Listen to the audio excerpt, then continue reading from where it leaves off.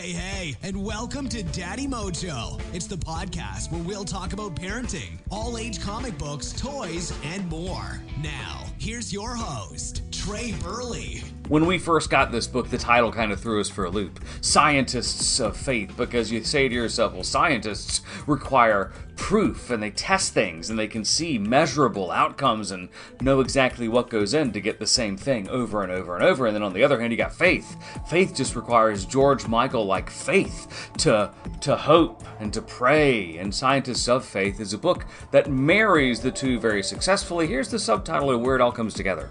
28 stories of brilliant scientists who have remarkable faith in God.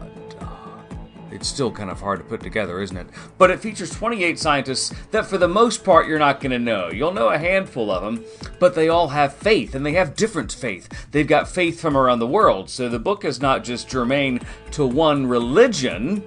It is pretty much going to go in the religious studies book of your middle or high school library, just because it is. I spoke to a high school librarian, showed them the book, and they said, as a STEM book, it's really fascinating because it deals with these various fields that the kids are studying.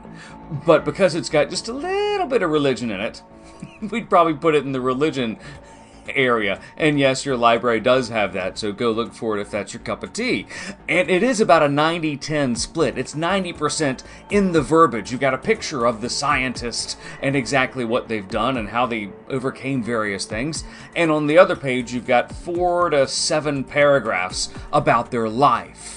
And of that text, maybe 10% is about their faith in God, their spiritual journey, as it were. So it's a 90-10 split. It's mainly science. So it's going to work on 2 levels. It's going to help those STEM kids, maybe show them that there's something out there that maybe their peers or the scientists they're studying had that made them a whole person slightly more well-rounded. Yeah, but if you're a STEM kid, you could think the same thing. But if you're a faith person, maybe you could say, well, maybe I could go into...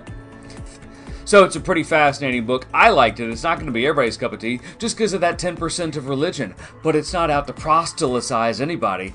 It's just there for the science. It's Scientists of Faith, and it's a pretty good read if you're into science with an open mind.